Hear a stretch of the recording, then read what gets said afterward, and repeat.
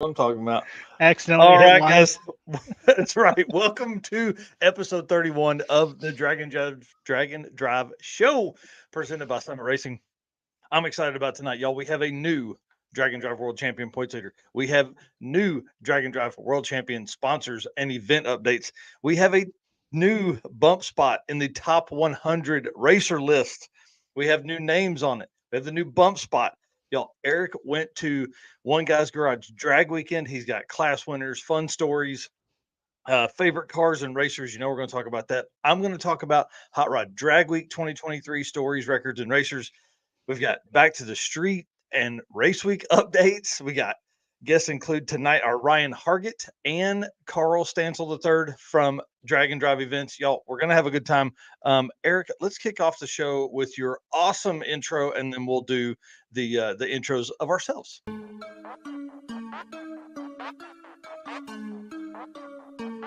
Guys, I'm here with Dave Teresi, Mr. Energy.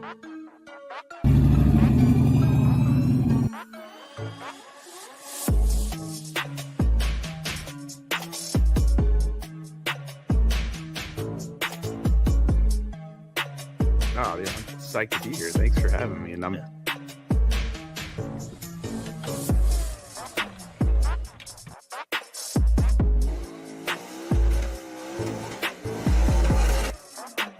Oh, we're looking this for a 6-something. That's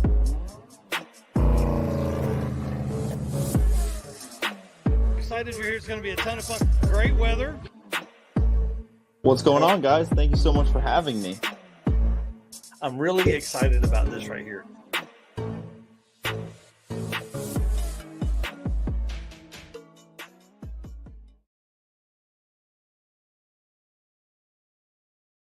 All right, guys. Again, I hope you are ready for this because this is going to be a good show. We are fast paced, though. I have a hard stop at 9 p.m., which is when my kids go to bed, and I'm traveling before they are up in the morning. So we are going to, just telling you right now, 9 p.m. Central, 10 p.m. Eastern. We are cutting this thing off, even if we're mid sentence. All right, guys, if you don't know, my name is Mike Narks. I am a Dragon Drive statistician, promoter, and host of the Dragon Drive Show and news. And my co-host, the dude right over there, Eric. Tell him who you are and what you do, bud. I am Eric White. I am a rising creator, apparently, on Yeah. Facebook now. So help out with Dragon Drive Hang on, hang addiction. on, hang on, hang on. You're top 2% last week, top last week. 4% this week, dude. Yep. You're an animal. You're an animal. Got to stay busy. That's Also right. help out with everything Dragon Drive addiction. And when I'm not doing that, I'm running my own channel and selling products for 815 LSX swaps. That is awesome. Well, y'all, I want to say from the deepest part of my heart, thank you to all of our race car friends that are out there for your support, your comments, your shares, your likes. I tell you, it helps keep me motivated when I've had 3 hours of sleep and I need to put out a video while I'm on drag week, sitting outside at Thunder Valley in Bristol, Tennessee, trying to keep my head up to edit a video. So I just want to say thank you very much. Thank you, thank you, thank you for all that. And thank you to our sponsors, Summit Racing, Molly Motorsports, Howard's Cams, Sweet Patina, and Racing Junk Classifieds for making this dream a possibility for me, y'all. I cannot say thanks enough for everything that you do for us. And remember when I said that share word up there? Please do that while we're getting this thing started. All right. Let's jump in. We're gonna kick it off right out of the gate, guys. We're gonna talk about events, and then we're gonna get into the hard hitting news. So right now, Redwood Rally is going on. It literally is happening right now. They are probably done racing right now. I think they end at 4 today, like my note here says. Tomorrow they're going to be at Coos Bay Speedway. I think that is in Oregon. Oregon and Washington. So that's going to be pretty cool. There's some pictures down below from Brian Collinsworth that he has posted on Facebook. Y'all, it looks beautiful. It looks like the Alaska Speed Week of the West Coast. I'm really excited about Redwood Rally. From what I've seen of the results, there are a ton of new names. I'm telling you, 60 to 70% look like new Dragon Drive competitors. And if that doesn't get you excited, I don't know what will, because that's a big step in the right direction for us. So I'm excited for that team out there and I know that they are just hammering through. They're midweek now, so they'll be 2 days of racing, and then now they've got I guess 3 days left. So Yeah, good luck to them. I've been following them on Instagram too. They've been posting a Yep. bunch of stuff. Yep, they really knock it out. I think Heather's in charge of all the social media for them, and they've really been doing a great job. The next event up is what I'm headed to in the morning. Back to the streets in Detroit or Milan Dragway for Friday, Lapeer for Saturday, and then we're racing back of the track. No prep on Sunday back at Milan. Gates open at 7 on Friday. Registration starts at 9. Racing at 11. This is going to be a fun event. There's going to be a lot of repeat drag and drive people coming, but there are a lot of no prep street race guys that are coming to this as well. So it should make for a really good time and a lot of fun racing. I've never been to a no prep and I've never been to a back of the track. So it's going to be a good time there. And then of course I'm flying from the Detroit area out to Denver, $54 ticket. I don't know why you wouldn't have done that in the first place. To race week, which actually starts on Saturday at Pueblo, but I can't be there because I'm going to be at Milan. So this is going to be an awesome week because this is the first time race week has gone to the Rocky Mountains. So typically race week, which is what got me started in this, is in Texas and Oklahoma. Now we're taking all of these guys that are used to 70s and 80s degree racing weather and low elevations, and we're going to put all of them people in the mountains.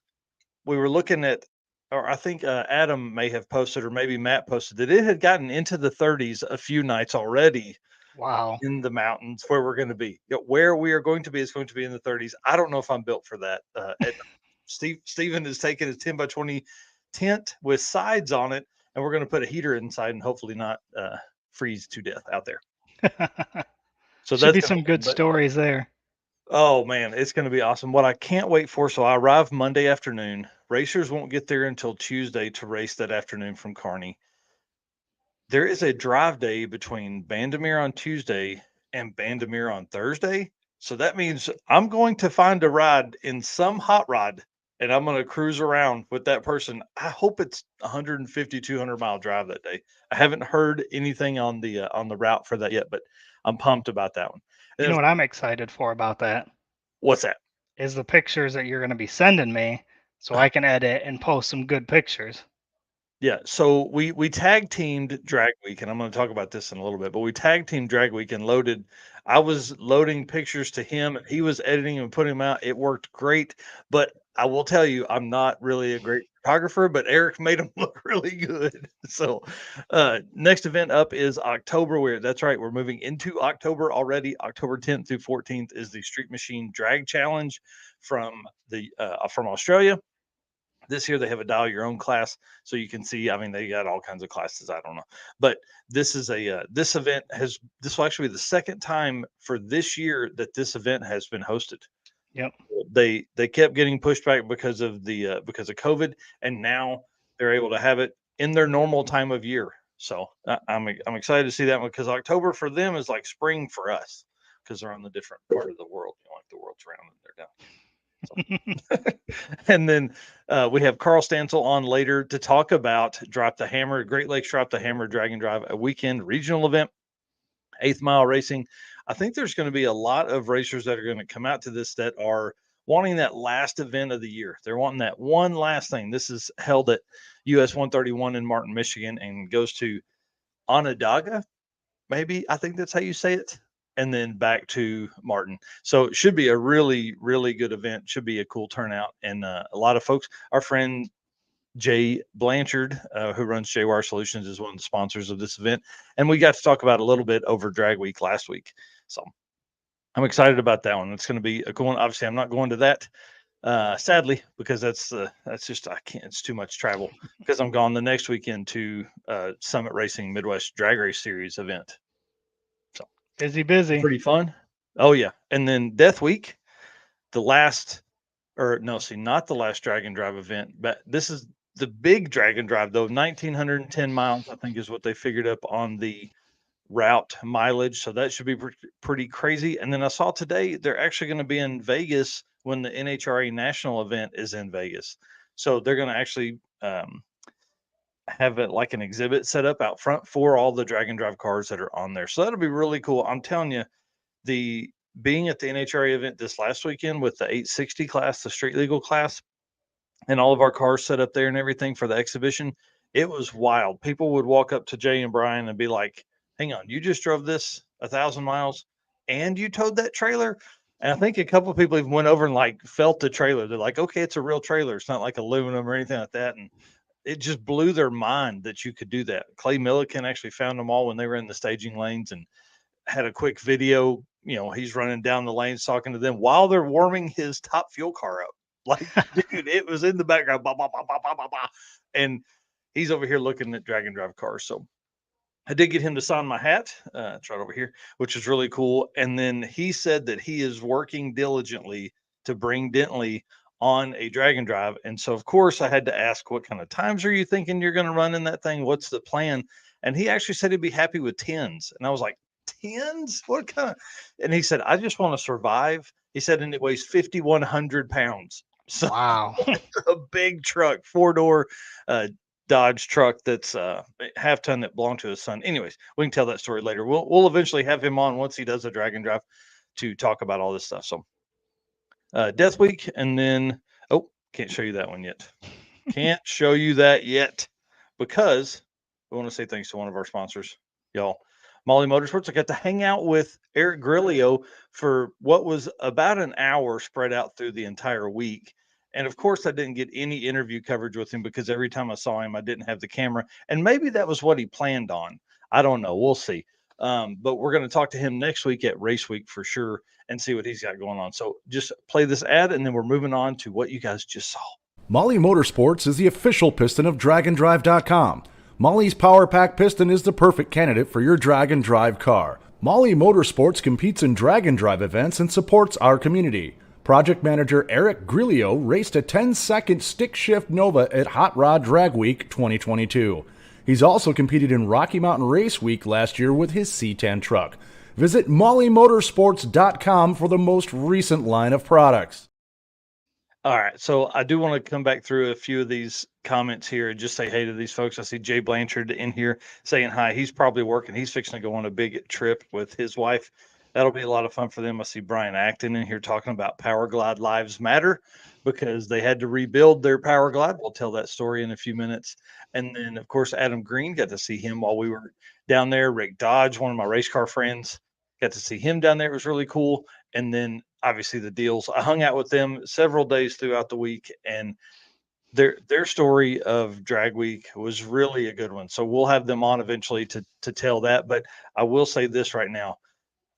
More than 8,000 RPM is what they were turning because they only had first and second gear in the blue car. So pretty cool story there, and we'll get that eventually. So all right, let's move on. Drag and drive racer lists, guys. I have been working diligently through Excel spreadsheets like crazy, trying to get things ready for you guys. I promise all of the lists are coming. Right now, I'm focused, like for today and tomorrow, I'm focused on the top 100 and the Drag and Drive World Champion points. I wanted to get all of that done before Redwood Rally is over and get those posted. And then, we go right into race week. So we'll have a day or two of Redwood Rally points that people gather. So we'll have that updated for the top 100, and then we'll go right into race week at the end of next week. So the first bit of info is obviously one of our race car friends, Steve Willingham, took over the number 1 spot, or the number 100 spot, the bump spot on the dragandrive.com top 100 list, right? So this is a list of this is a unique racer list. So there's no one's duplicated. So if you've attended more than one event, we use your fastest average to populate this list. This is right on the homepage of drag-n-drive.com. And y'all, this is a big deal because it's the first time we've had folks in the 8s this early in the season, right? So usually it took until the last event to get to the 8s, but we're already at an 881 average, and we still have we have Redwood Rally left and Race Week left for quarter mile averages. Y'all, that's pretty nuts. It actually knocked off 15 people off of the list for the top 100. So this is a list of the names there that were bounced. And again, all of these folks still had 8-second averages, which was pretty crazy. So Kevin Parton would have been bounced, but he actually went faster. He had an 886 average. He actually went faster at drag week.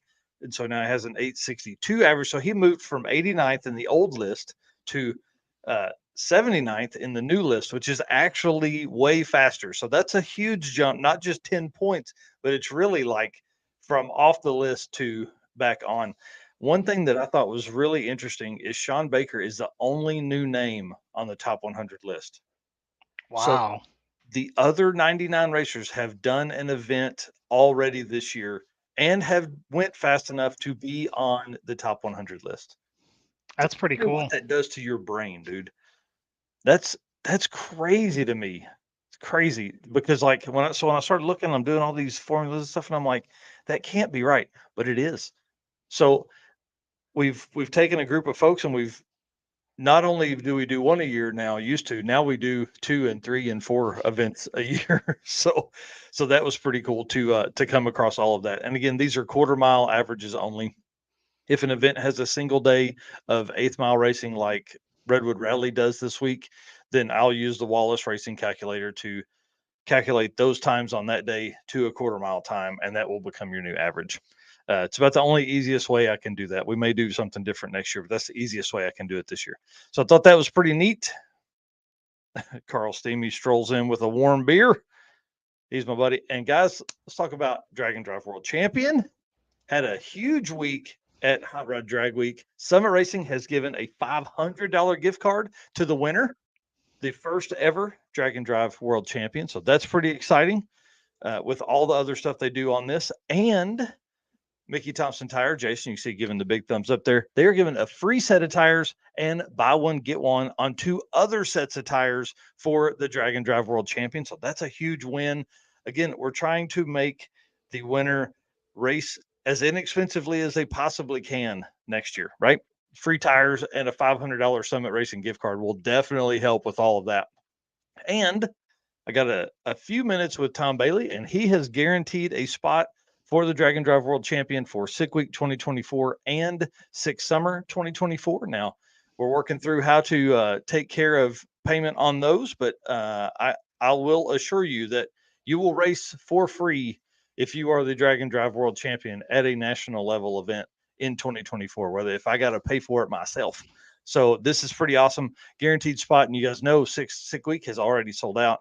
And I'm sure we're going to be signing up for Sick Summer sometime early next year. So That's it's pretty exciting. awesome. We'll say thanks to Tom and everyone at the Sick the Mag team. So that's pretty cool. What's next on that one there? Yeah, so that means we have free entry into Southeast Street. The Drag and Drive World Champion will have free entry into Southeast Street and Yeet, Rocky Mountain Race Week and Race Week, thanks to Matt and June, Hot Rod Drag Week, and now Sick Week and Sick Summer. That's pretty impressive. So essentially, you'll be able to, I mean, think about that. Like if you were, we count your top 3 finishes. So that's at least worth $1,500 right there, plus the $500 from Summit. That's $2,000, plus the tires from Mickey Thompson, which is really cool because the tires from Mickey Thompson can be purchased at any track. So like if the Mickey Thompson truck is there, you can use the cards to purchase your stuff there, purchase your tires on site. So it's not like you have to order ahead of time or something like that. So huge win for the group there. So again, all of these will be awarded to the Drag and Drive, first ever Drag and Drive World Champion at the first ever Drag and Drive Racer Awards at PRI 2023. So on December 11th, which is that Thursday, December 7th, which is that Thursday at 11 a.m. Sorry, I'm getting it all mixed up there. Sorry about that, guys. It's going to be pretty awesome. I mean, how many events did you just list off that they could have free entry in? I think that's all of them. Right. So, hang on, let me get my notes back up. So we have Southeast Street and Yeet, Rocky Mountain Race Week, Hot Rod Drag Week, Sick Week, and Sick Summer. 6 events you could get into. If you could afford the time off and the travel expenses, you could go to 6 events with no entry fee. Yep. You could I'll tell you plus $500 and tires. And I'm sure that's not it. I'm sure we're working on no. more stuff. So Constantly emailing people. I'm talking to all kinds of different sponsors. That's one great thing about going to these events is it allows me to get in front of those folks and have discussions and things like that with them. So it's a huge win. This is going to be big. This is literally our jumping off point right here. Our focus the entire time has been to take Drag and Drive mainstream and reward the racers for what they have accomplished. And that is what this is going to do, because not only are we going to award the Drag and Drive world champion at the award show, we're also having a huge award show that's going to give all kinds of other awards from our sponsors and from other racers that have ideas they want to give. And all of the racing lists that we have, at least one trophy is going to be given from each of those racing lists. So pretty cool. It's going to be a great time. And I really think having it Thursday morning is going to allow just the growth over the weekend, right? You're going to have a Drag and Drive world champion, hopefully, if they can attend, walking around with a Drag and Drive world champion hoodie, t-shirt. I'm telling you, there's a lot that's in the works right now that it's going to be a lot more than what I've listed so far. So I want to say thanks to all the sponsors that are coming on board and the folks that have been here since the beginning, like Summit. All right, but we have a new leader. You ready? So with the finale of Hot Rod Drag Week. Oh, there's that. Yep, right here. With the finale of Hot Rod Drag Week, we have a new Drag and Drive world champion points leader. This racer has completed 3 national events. You can see them there. They've completed Sick Week, Sick Summer, and Hot Rod Drag Week. They have placed second in every class they've entered. Okay. Now, when you say, oh man, they didn't win one, I'm telling you, this stuff is hard. You can see Pro Street is the class that they've entered. They took second at Sick Week, second at Midwest Drags, and second at Hot Rod Drag Week. They prefer nitrous as their power adder. we need a and the picture in the back there. We need a drum roll. For Drag Week, he competed in a car that was built in 19 days. 19 days. Picked it up. They had all kinds of struggles. They actually had their engine builder fly in engine parts in his ultralight airplane to drop off for one of the cars that they were campaigning. I'm telling you, it gets really good. Guys, let's congratulate. If you're at home right now, I need a clap because our new points leader is Graham Hayes with 101 points. This dude is bad to the bone. This is our first racer to get over 100 points in the Drag and Drive World Champion point series. You can see here, he accumulated 33 points at Sick Week because he had an 8-second average.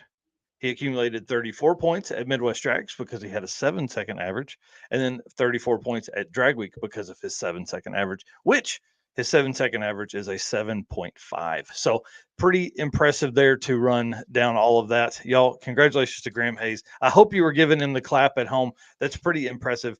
And guys, again, they campaigned 2 cars at Drag Week.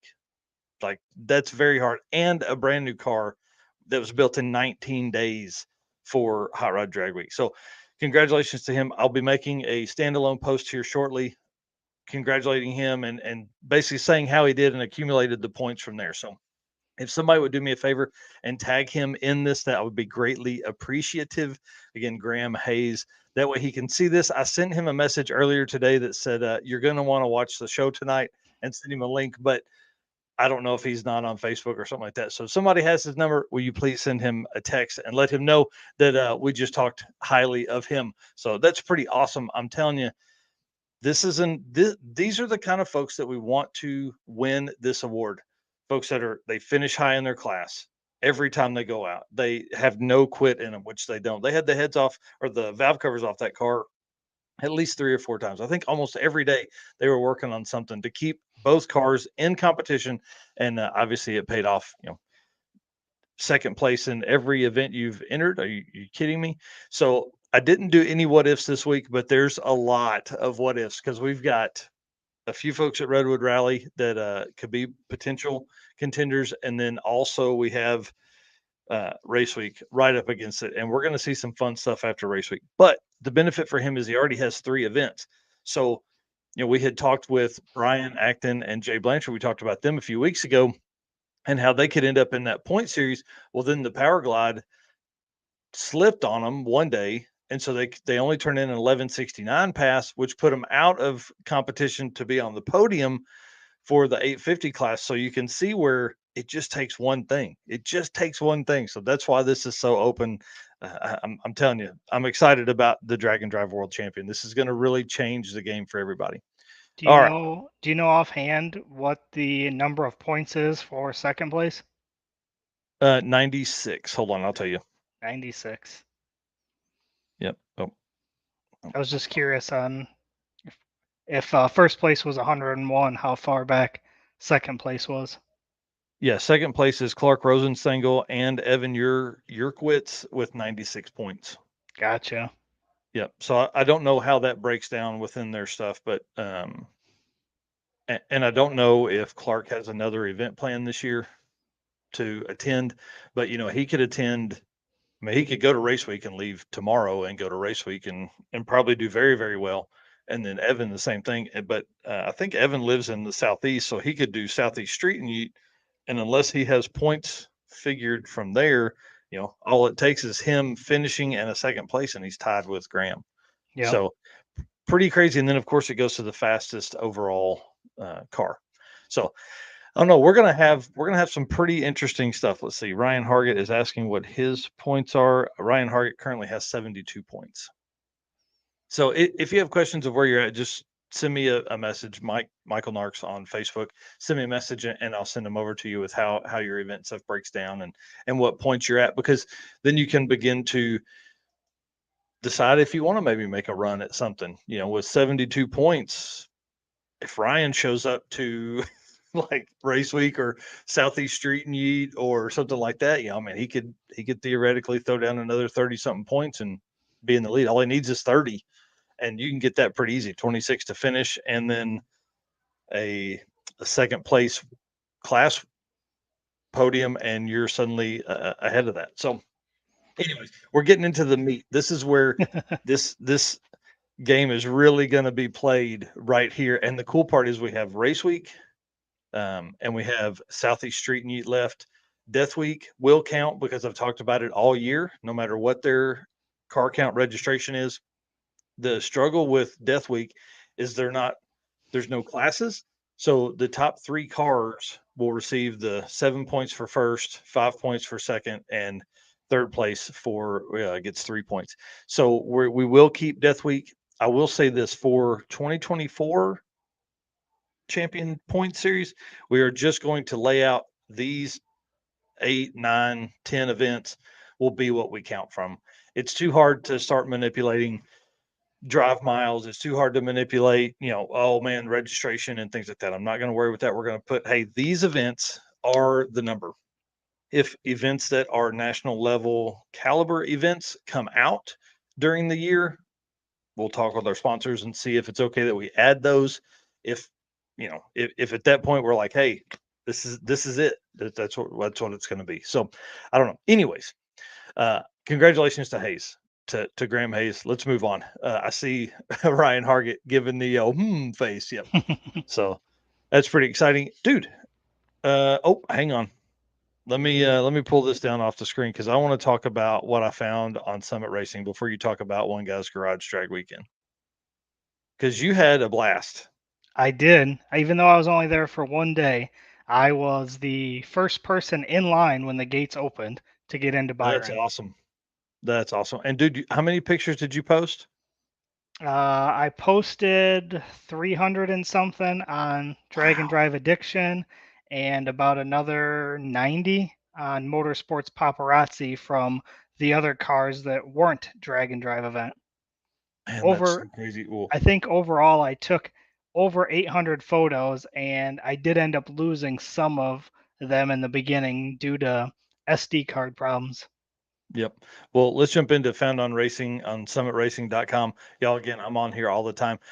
My first thing is a camping cooler because I had a cooler with me. Obviously, you do that when you camp. I camped all week with Jesse Fox at 3G Video. I want to say thank him for showing me the ropes. But I needed waters, and at least 3 of the 5 days, they were at the car, and I was at the starting line. So this cooler right here is going to be one of the first things I order when I get back from race week. And then I also wanted to see what's the most expensive camping chair that Summit Racing has. And it's this Dometic Go compact camp chair. Y'all, this is aluminum frame. I don't know what 600 denier fabric means, but it sounds fancy, right? I tried to see what the weight of this thing was, but it wasn't on there. But $150 for a camping chair. I know some of you fancy folks out there have one of these. I'd like to know, is it worth it? There was a few on here that had like 5-star reviews. They were like, great chair. It blows my mind that a camping chair is $150. Yeah, So, for sure. the one I sit in is 20, and it comes in a bag. Yeah, from Walmart. So this one here, pretty neat deal. I was like kind of blown away at $150 for a chair. So, anyways, that's my found on Summit Racing, guys. Please, anytime you go to look for parts, let that be your first stop. Let summitracing.com be your first stop. They're a huge supporter of the community, but also of our brand here at Dragon Drive Addiction. And don't forget, when you order that cooler, throw in one of these Dragon Drive Addiction hats, t-shirt. It's almost hoodie weather, so you could throw in a hoodie. Make sure you throw one of those items in your order as well. Oh, yeah. Yeah, you got to have that stuff. All right, dude, I'm going to let you drive for the One Guy's Garage Drag weekend coverage. All right, so as I said, I showed up to Byron about 7:30 a.m. First car in line to get into the gates. I was able to get my media vest, so I had a Byron vest that I wore, so that way I was able to get trackside, get photos. Went and took tons of photos. I did go down each side of the track. I went through the pits. I think I ended up doing 15,000 steps for the day. They did get rained out on Friday from Cordova. They went to Byron on Friday, and then it was also raining at Byron on Friday. So then they went and stayed, I think it was at Fox Lake or Fox River, and then they came back to Byron Saturday. And because they weren't sure on the weather if they were going to be able to get racing on Sunday at Tri-State, they did collect 3 time slips just in case, but they were able to make it to Tri-State and race all day at Tri-State. So that's awesome. These are your class winners here.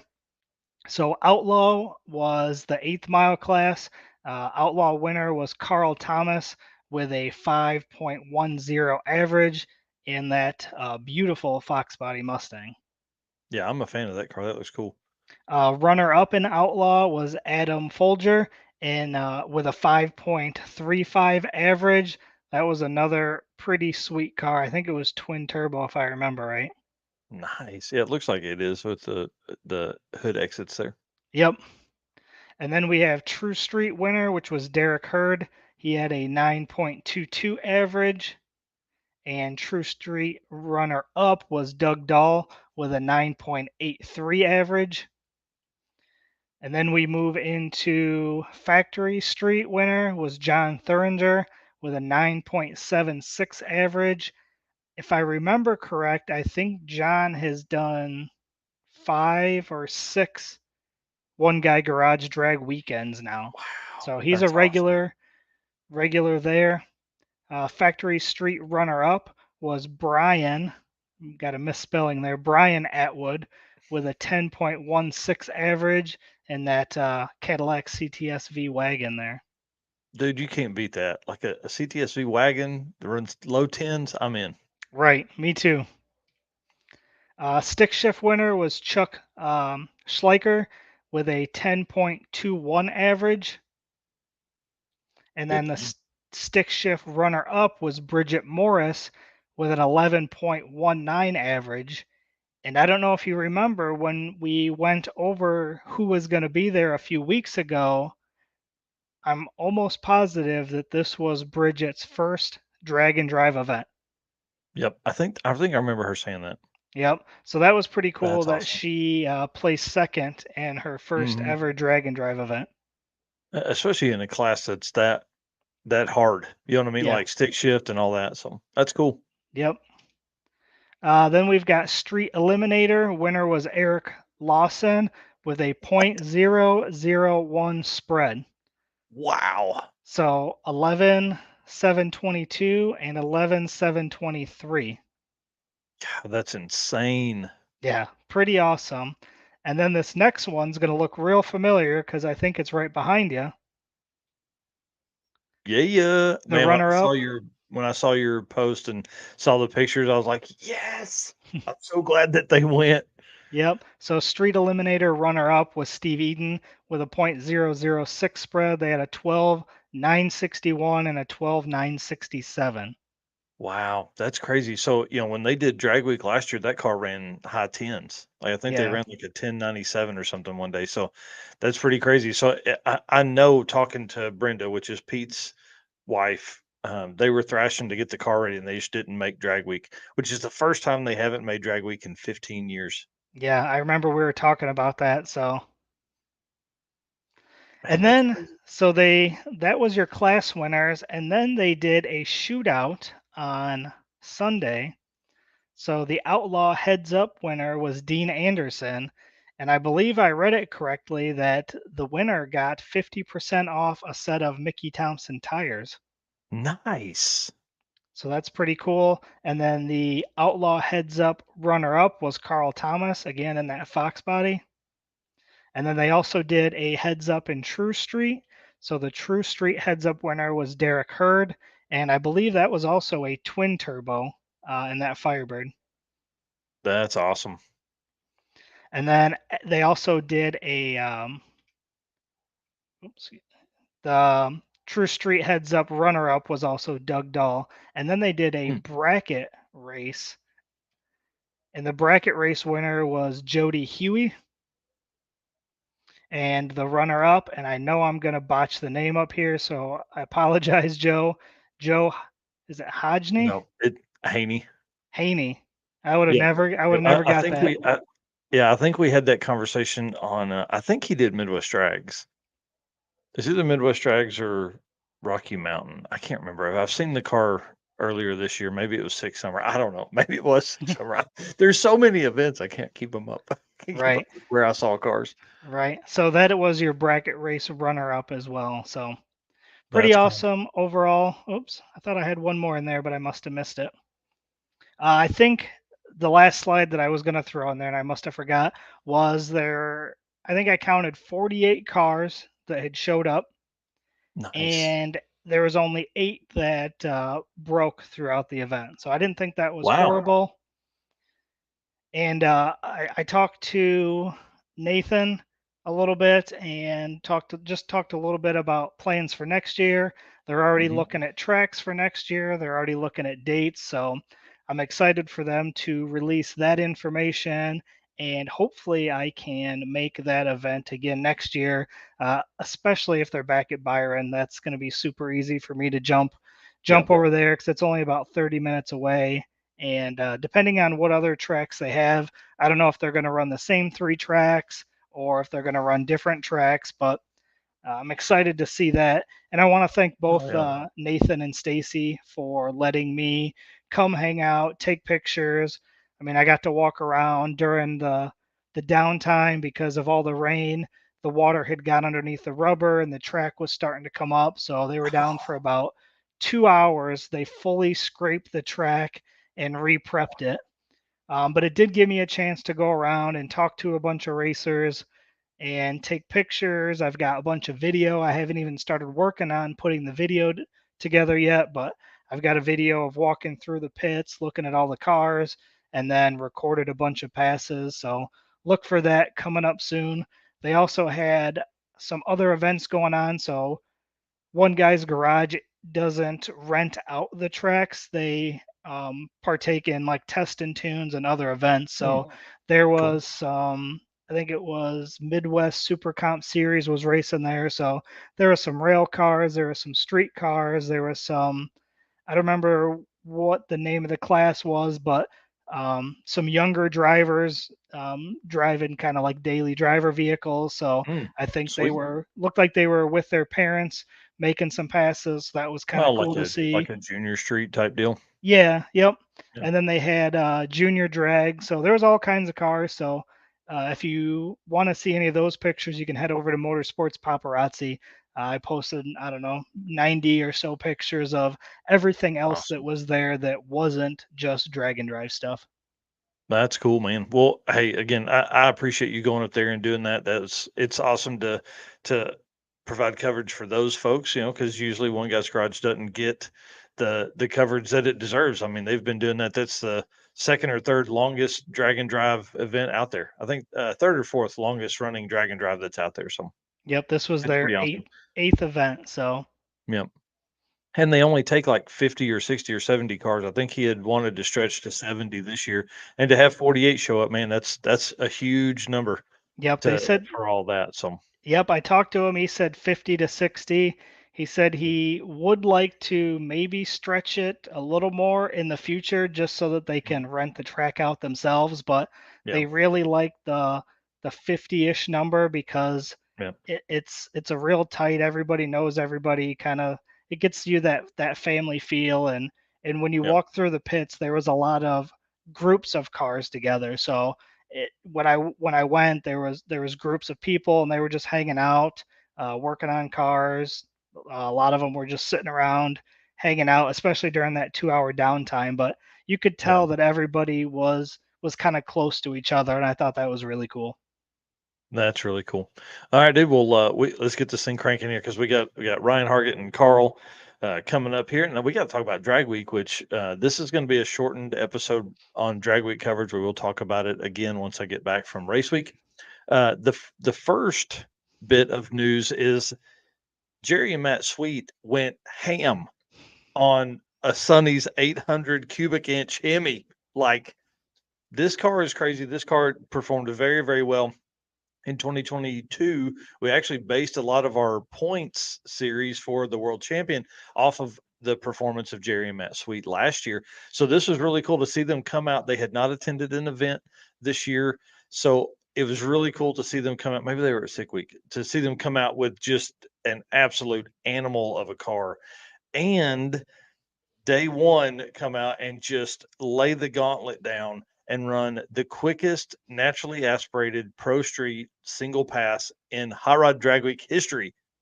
Right? I know that's huge. And what's even cooler is they beat it by 0.045 seconds. So it wasn't even like they just squeaked by. They crushed it. Yeah. Yeah. So that's a huge win. And that is, they are one of only two teams to run 7 seconds on 2 different days of drag week, because they did a 8:45 and then I think a 7:09 on the next day, and then sadly they were out. They couldn't finish. They made it 3 days of the event. This is actually a picture of them breaking the beams on the third day, trying to stay in. You can see the big tires, the street tires on the back of the car there. Doc McIntyre and Jeff McCall in the C-Red Camaro are the only other people to have run to have run 7-second days in a naturally aspirated pro street class.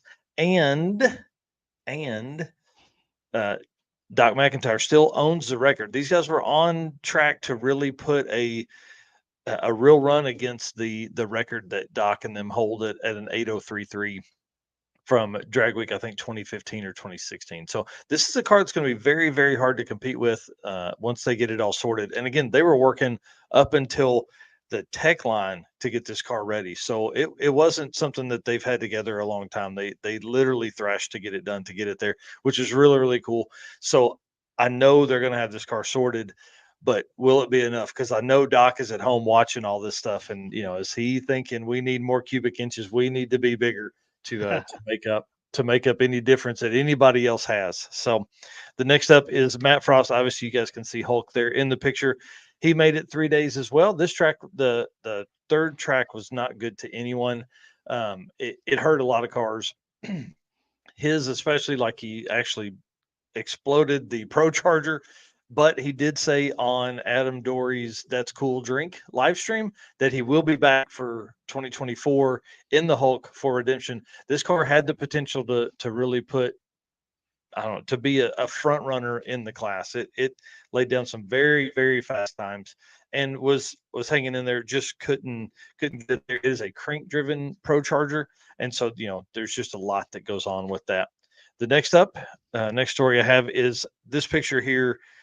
is really cool because Paul Powell, who's back facing us here, helped Brian and Jay rebuild the Power Glide in the pits of Bristol after they turned in their 1169, which took them out of competition. They ran back to the pits. Jay worked to get the transmission out, and Brian ran with some guys to get to a parts warehouse retailer, even like a distributor that essentially sold parts to them kind of almost under the table. It was legit, but like, hey, we're not going to make you set up an account and all that kind of stuff. So here's these parts to fully rebuild the Power Glide. And Jay was in awe. He actually said that Paul came over with like a flathead screwdriver, a pair of ring pliers, ring nose pliers, whatever you call, and something else. I can't remember, maybe a magnet or something like that. And that was it. That's all he had. And they were fixing to rebuild the transmission, the Power Glide, to put them back in. And those guys got that done. So they turned in 11.6 that day. They got the rebuild done, got on the road, got going. And then David Armentrout, who has the green 67 or 66 Nova, and Paul had troubles of their own. So they didn't even get into their hotel room till like 3 a.m. that morning after staying so late to help Brian and Jay. So really, big pat on the back for Paul there. And he ended up winning the Hot Rod Drag Week Spirit of Drag Week Award. So he earned that one for sure. Next up, our friends, John Mankia. Brian Atkins said Nichols Performance. If you're looking for a distributor of parts, that's a good one there, because Nichols, one of the Nichols salesmen, was actually on Drag Week as well, in the blue Colorado. So kind of a cool story there. John Mankia, who is no stranger to wrenching on his Camaro on a drag and drive event, had to pull the head off. I can't remember what the struggle was. I think he kept lifting the head and blowing the head gasket. So he replaced the head on Drag Week while he just came off of Midwest Drags of putting this engine in that car to finish Midwest Drags. And then the deals, the blue Mustang on the side that was driven by Chris Mary had first and second gear. And as you saw earlier, Nick Deal made the comment of 9,000 RPM all day. Right. I think he said they were turning 8,800 out of second gear to run that car. Here's what's even cooler. They ended up third in the street race small block Power Rider class with only first and second gear, not a Power Glide, like a Turbo 400 that run it all the way out the back. Let's answer this question here. Todd Kleeman asked, who owns the NA record currently for Drag Week? Doc McIntyre and Jeff McConnell own it at 8033 average.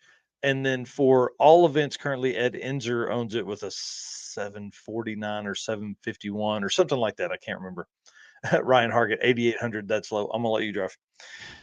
So let's see, Nick Deal. And then next up is Mike Reimars. I want to congratulate him. He is a new record holder for Street Machine Eliminator, dropping the previous average record. Now, Street Machine Eliminator is an index limited class to 10,000. His average across 5 days of racing was 10,030, knocking off Jared Ball's 2018 record of 10,034.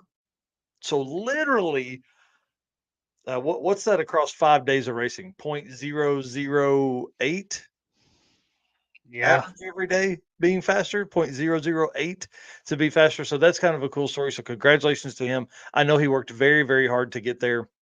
That team was always wrenching, always trying to find, the adding weight, taking weight out, adjusting air pressure, all that kind of stuff. So I got a really good interview with him that'll be coming out later with some of his passes on it.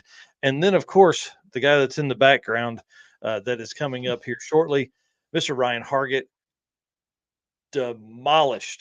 destroyed the Super Street small block Power Adder class record with his ET of 7,292 average. Y'all, just flat out laid it out.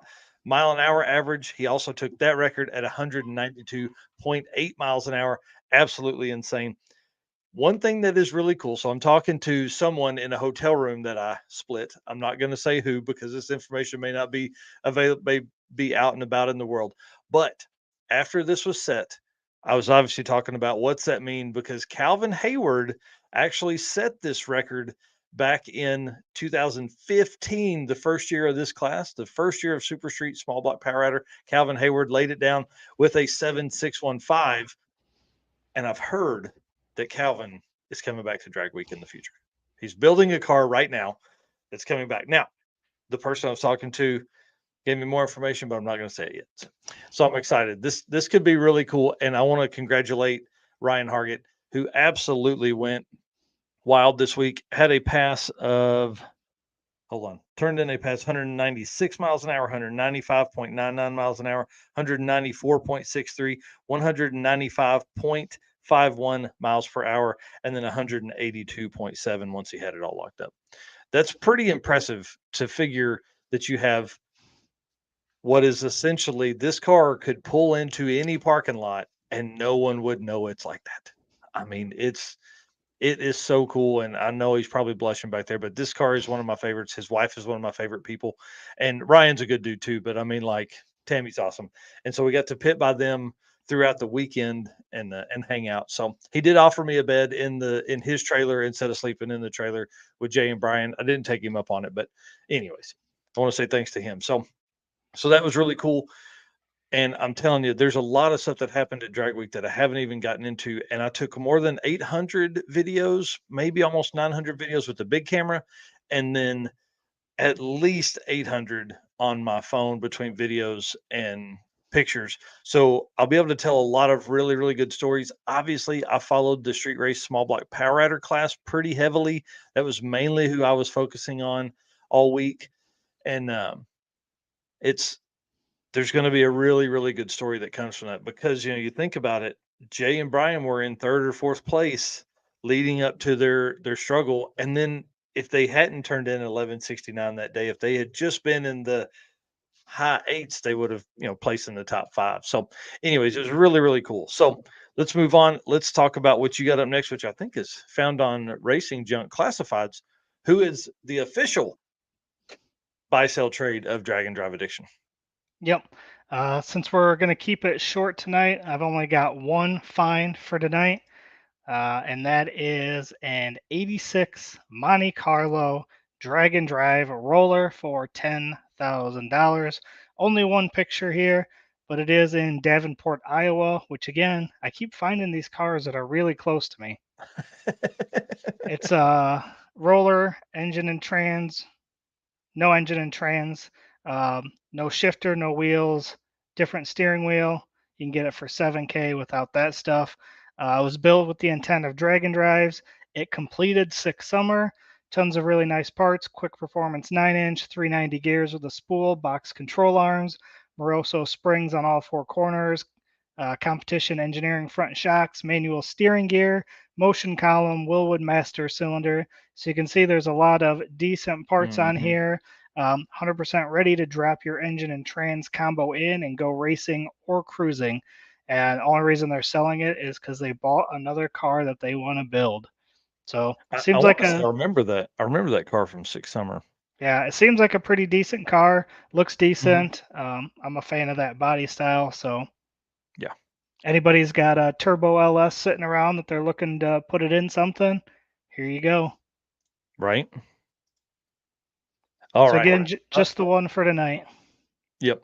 Well, and I want to say thanks to Racing Junk Classifieds for coming on board and being a part of the program here. They help us. We actually see continued growth from their newsletter that they send out every week. So if you're not on that newsletter list, you need to get on that for sure.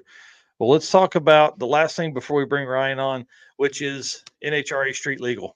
This is an 860 index class that they've been running exhibitions all year at different events. You've seen some of the stuff previously. I want to congratulate Emily Ballard and Cody on their win in this class. This was pretty difficult weekend, actually. Let me back up. This whole weekend was basically set up by Hot Rod's Mike Glemmy and NHRA's Lonnie Grimm, who we all know from Drag and Drive events. Essentially, we were going to run at the Carolina Nationals at ZMAX because there was already an NHRA event there, which was really cool to be a part of. What we do is really still very grassroots, and what NHRA does is very much professional. So to pull in there and see all of those trucks and trailers and all the top fuel cars and all that stuff, because we didn't arrive until Saturday, we arrived Friday night, but we came to the track Saturday morning. So to pull in, and Mike had set up an area right in the beginning of Nitro Alley for all these cars. So we had a ton of traffic all weekend. It was really cool. Like I said earlier, there were people that were walking around, picking up these trailers, trying to figure out, like, are you serious? These things, you drive these things 1,000 miles? And like Randy Bellahar was there, and I think he probably talked to almost as many people as Jay and Brian did, because like these guys would come by, and of course hoods are up or off or whatever, and they're like, what do you mean you just got done with drag week and it's this clean? Or how many miles did you put on? How did the car survive? And every one of those cars came by, or every one of those cars finished the week. So we had Randy Seward, who finished second in Street Race Small Block Power Adder. He was there. Jeff Oppenheim in the El Camino, Brian Acton, Dustin Trance, who won Street Race Small Block Power Adder and reset the record with an 850. Actually, the first racer to ever end or to ever have an 850 average in an 850 index class. So congratulations to him. I've got a whole big thing on that we'll talk about after I get back from race week. Randy Bellahar, Rick Steinke, and the Honk if Parts Fall Off, Alex Carella, and Jason Russo were there. And y'all, so it was like a huge mix of cars. You had Emily Ballard made the trip down. She didn't do drag week with us, but she came down because obviously she's done drag week. She was 2022's fastest female in drag and drive.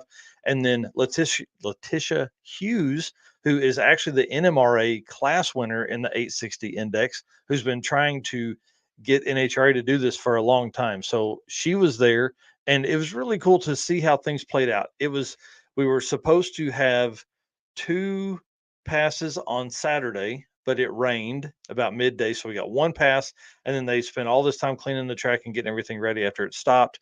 So we only had the 1 qualifying pass, and that really put people into struggle mode because we didn't know that we were only getting 1 pass when everybody made those, right? So they were trying to get their tune set up. Well, Randy Seward comes off the trailer, first pass, burnout 860 with an 8. Oh, boy's got it figured out, right? So then Emily comes in, she runs an 860 with a 865 with a 1, and then her boys Brian and Jay end up with an 865 with an 8. So at that point, they're like, okay, we can get this sorted. There were a few racers like Alex Carella, and I can't remember who else ran under, but they ran like 858, 856, things like that, right? So everybody was really, really close. It was highly competitive, but they just didn't quite get there. So we do that Saturday. Thank you to Mike Galemi for hooking us up with lunch or breakfast, lunch, and dinner in a suite. Y'all, we were like at the starting line in a suite way up. So a lot of the footage that's going to come from this weekend, or actually did come, I've edited most of those videos, is from the suite standing up there. We're way over the track looking down. It was my first introduction to Nitro. It's my first introduction to any of that stuff. I'm a fan. That's what I'm saying. I'm a fan. So it was really cool. But Sunday, we actually kind of got hosed a little bit. We were supposed to run right before the pro finals, and then they pushed us back because they had some scheduling issues that came up. So we actually had to run after the pros, but it was really cool because we ran right after the Factory X cars. So there's a video I'm putting together now that is the Factory X cars and then ours competing with that, because one of the Factory X cars that won the whole thing was the somebody's rod shop. It's the Camaro. And so, Emily's Camaro being a first gen and that Camaro being the 6th or 7th gen, whatever Camaros are on now. So that was really cool to see those back-to-back running, same lane, all that kind of stuff. So really a neat deal. I really want to say thanks to Mike and Lonnie for even considering me to be there. I want to say thanks to Warren Evans, who runs dragracer.tv, for getting me into the media room on Saturday so I could upload some videos. Really appreciate that. Emily ended up going on to win with an 873 pass after she lifted, because Randy Seward had something happen about mid-track on his car, probably 600 feet out, and it just kind of laid over. And as we were leaving, he still couldn't figure out what had happened because he had full boost and all that. Car just laid over. So anyways, that was a really cool event, and congratulations to Emily, who's getting married in 18 days now. So That's cool. Yeah, that's a huge plus for them. I'm ready. I'm excited for them. So So let's talk about. did you get to stand next to any of those Nitro cars in the pits? Yeah. So one of the shorts on the channel is me like walking up to it, and then they just whack that throttle. Man, it got me good. I almost dropped my phone, ended up hitting stop recording because I jumped so hard. And then Jay forced me to stand behind one as they were firing it up, and I was crying and Yeah. coughing and couldn't breathe. It was pretty amazing. That's a good deal. But there was this kid who was probably 10 or 11 that was literally 2 feet from the tire at each of the ones that would start up. He would take off running. Like once they do their throttle whack or whatever, he'd take off running and go get behind another one and then go get behind another. We saw him do it at least 3 or 4 times. So that kid's going to have Wow. brain damage once he gets on. And you could feel that when those cars go down the track. Oh, It's like intense. there's several videos, even when we're up in the suite, that the camera shakes. Like it's just like a different feeling in your body. Like everybody says you can't breathe, but it's like your body is just like there's Yeah. this is I don't know. Your body is in survive mode, Yeah. And then on Sunday, Jay and I watched every pro round, and so we didn't have the suite on Sunday, so we were actually about 8 rows up at the starting line on Sunday. So that was pretty intense. He kept asking if I wanted to go down to the lane, like to the fence row there, and I was like, "Nah, I'm okay sitting here." So I didn't have earplugs, so it would have been standing there like a goofball, with everybody else standing there like that too. So it was a good Yeah. time. I want to say thanks to Jay for showing me a good time there. Yeah, for sure. That's exactly how my experience was at Joliet when I went for the one earlier in the year. So glad you had a similar experience. I got the walking through the pits and crying and coughing and all Oh, that stuff too, but I'd do it all over again. oh yeah, in a heartbeat. And like I said, I got to talk to Clay Milliken for a minute. What was really cool is like we were really kind of having just a quick like, hey, sign my hat, get a selfie conversation. And then as we were doing that, we were like the last people in line. So I went to walk off and there was nobody there. And he was like, hey. And so he came back and we were talking about, that's when we talked about the 5,100 pounds of Dentley and like running tens. And he just wants to do one to experience it because he said that this community is the best community he's ever been around. He's like everybody is just focused on everyone else finishing. So he said that's pretty amazing. And at a professional level, that would be hard because you don't want that other guy to win. You don't want to give that other guy parts because he may beat you, Right. and so that's the way it works on that level. But Dragon Drive's not like that. So and hopefully it never will. I don't know if we'd ever see a professional Dragon Drive team. I don't know if there's enough there for that. But the last event I want to talk about is Redwood Rally, which is happening again right now. So we'll have some data on that. But so I'm going to leave the pictures that are posted by Brian Collinsworth up here. I'm going to run through these very fast. The class leaders currently now, this is not as of today. So this is probably 2 days of stuff, 2 days of passes. 3-pedal domestic is Brent Durst. 3-pedal import is Chris Oler. American Graffiti double power adder. I don't know what that means. And there's a lot of people in that class. So it's not like they built the class for one person. Is Chris Ballard. American Graffiti single power adder is Edward Rochelle. American Graffiti class leader or American Graffiti Magnum Power Adder is Lou Santinelli, Santillina, Lou Santillina. American Graffiti Naturally Aspirated is Matt Hiscox. American Graffiti Magnum NA, I don't know what the difference there is, Alan Taylor. Junior Street is Dylan Ellsworth. And I really expected to see Austin Alsop in that, but he is in the Mind Over Matter class, which I think is probably their like DYO class. And then Redwood Radials, a familiar name, Donovan Linwood. 2 Motion is Charlie Blunt leading that class. And then Unlimited is Shane Probst leading that class. So good luck to those racers this week. I wish you all the best. There are some photos that are coming out that are just, man, stellar. Like this photo here. I mean, it's really awesome to see these kind of views on a Dragon Drive. And I think I'm going to end up with a lot of this kind of stuff when we are at Race Week in the mountains next week. So Yeah. anyway, congratulations to those folks. Good luck to the entire group at Redwood Rally right now. So, all right. Are you tired of me talking? Let's No, never. Ryan Hargett. The man that has absolutely destroyed the the record from before him in Super Street Small Block Power Adder, sir. How are you? Good. How you guys doing? Oh man, we are awesome. I'm glad to have you on here. We spent a lot of time together last week. I probably spent more time with Tammy than I did with you because I would bother her on the line. I say bother. I was running around with the camera, and as she was up there, getting you lined up and stage and things like that. So let's talk about one, who you are, what you do, and then the car to kick the show off. Okay. Obviously, the name's Ryan Hargett.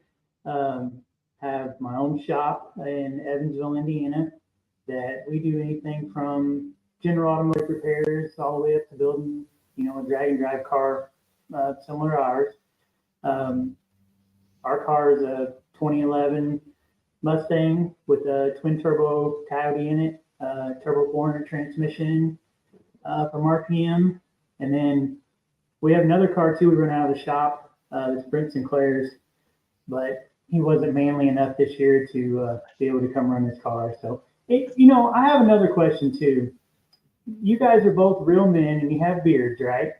So if you have a friend like Sinclair that makes fun of you for having a beard, is that just because you can't grow one, you think? I mean, there's probably a little jealousy that comes into that. Okay, all right. I was Yeah, just because curious. your beard is nice. You have a nice beard. Yeah, not as nice as yours, Hey, there's very little upkeep that's in this one. I'm a lucky person. Yeah, same here. There's gray. Yeah. Oh, I'm getting it. There's a big old patch right over here somewhere. So it's coming along, hanging out with all you drag and drive racers. That'll happen. Well, dude, you had a stellar week. I mean, you guys you came in with a plan, and a goal was to, you and I had conversations before the event started of what the record was, what you needed to do and how that worked into your plan. So kind of walk us through, you made some changes between Drag Week last year and Drag Week this year. And then like what was the mindset behind those, what fuel change, all that kind of stuff. So this year we switched it to methanol. Got rid of the intercooler and the ice chest and everything. Went to a little bit bigger turbo. Went to HPT turbos now, which are working really well. Put a set of APHIS injectors in it, for the methanol side of it. Mm-hmm. That was really the major changes. Obviously, we had to build a whole new turbo kit. Same engine, different intake, similar intake, but same brand intake, same manufacturer, just no intercooler now. Just tired of messing with the ice, and it's funny you were talking about Cal a while ago. So the first year I went to Drag Week, he kind of welcomed me and, kind of showed me the ropes a little bit. I had no clue. Like the first year we went, we just kind of, lazily got there and going to get in line for tech and didn't know that you better be there early and you better be ready to go. And kind of learned some of that from Cal because, man, he was the first one there. He would one and done. He would be the first one gone and out of there. So, that was our goal. That was me and Tammy's goal, to get there, get in, get out. And we kind of take pride too in our car. We don't have to do much between switching it from street to race, We don't have to adjust valves. I mean, the only reason we need to raise it up is to change the tires, and we might change the tires and take the air filters off of it, and put the belt on it for the mechanical pump, and it's about ready to go. So, that was our big goal too, was making sure it was really easy to turn the car over. The trailer was really organized. I did some updates on the trailer too to make it more convenient. Just try to, in and out as fast as we could. So. Yeah, it was impressive to watch you guys make the change and be ready so quickly, because typically I think most of the days A and B class ran first. Devin Vanderhoof, don't act like you weren't jealous of my air jackets. I would be jealous of them if I needed them. I don't need to jack it up and work on it like those pro mods. That's right.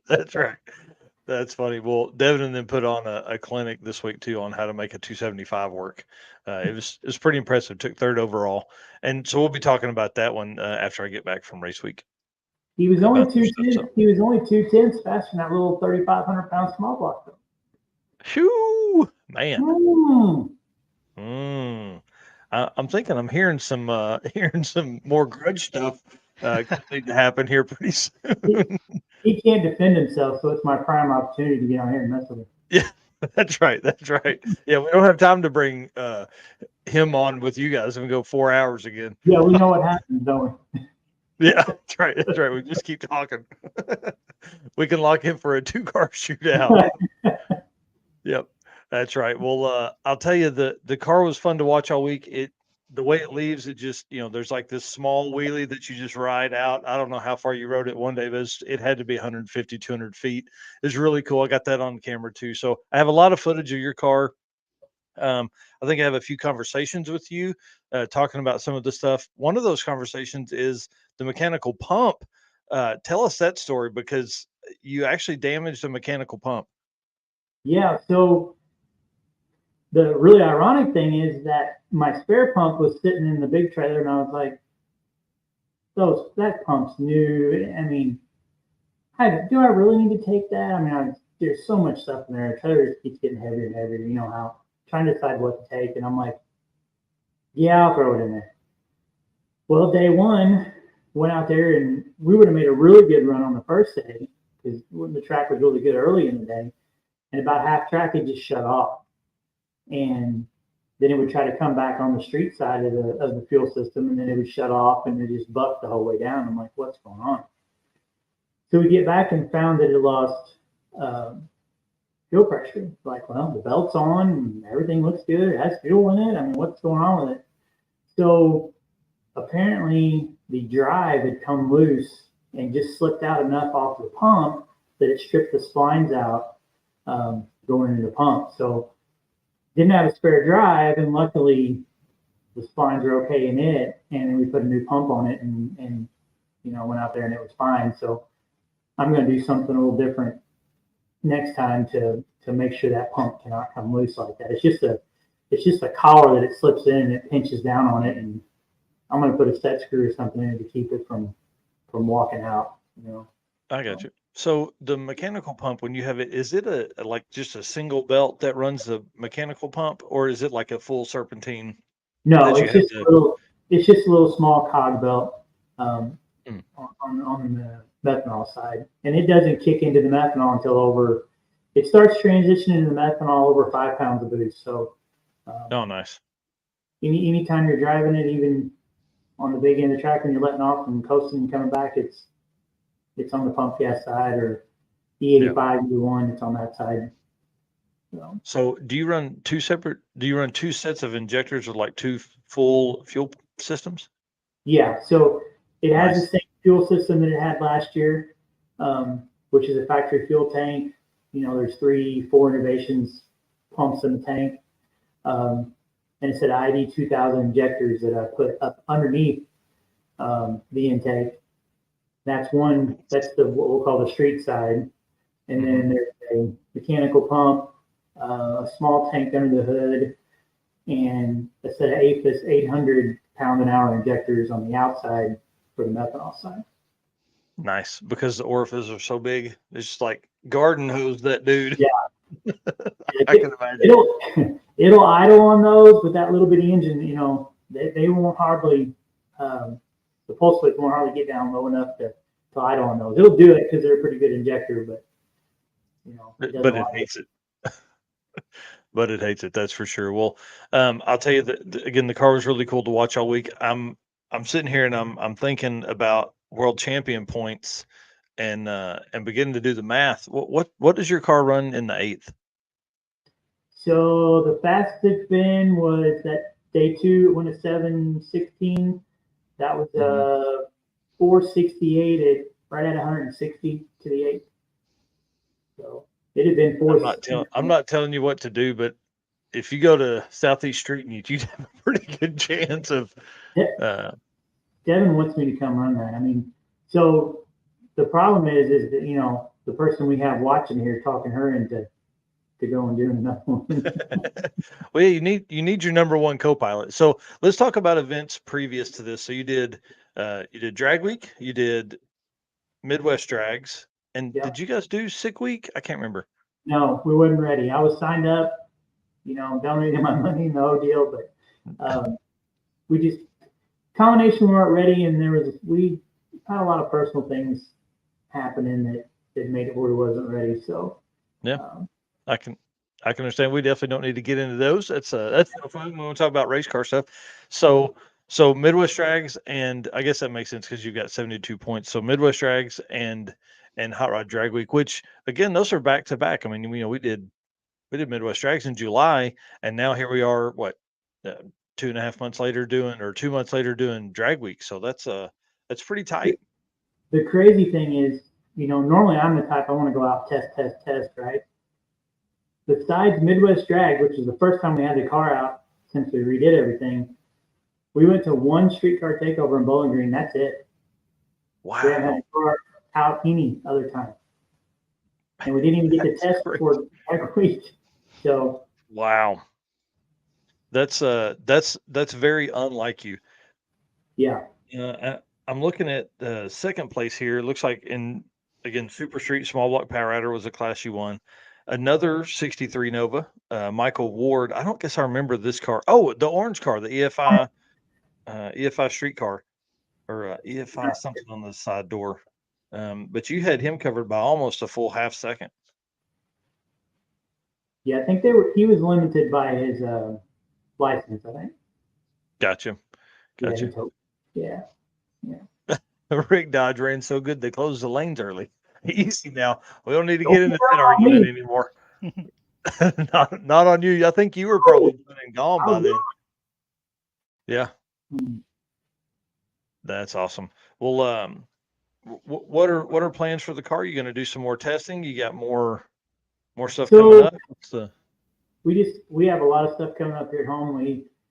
There's a huge festival they have. It's like supposedly the second largest street festival, and they have a big parade. So we're going to put our car and some customers' cars and stuff in that. And then we have our open house, and we have a dyno shootout and burnout contest and all that. And that's coming up in a couple weeks. So we're pretty busy in the next few weeks here. So I don't know if we'll get it out again or not. I mean, I guess what's the date on the dyno day? Your open house? Oh boy, it's terrible. I don't know it off the top of my head.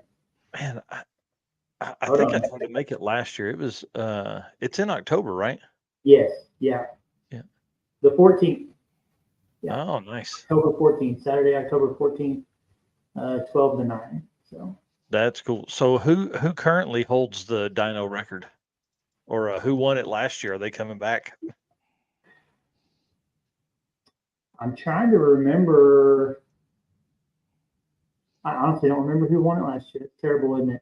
So as far as who holds the dyno record, that's our car. But we don't normally put it on there during the dyno shootout. I think during the dyno shootout, the most power we've had on there is probably around 1,500. Nice. Yeah, that's a bunch.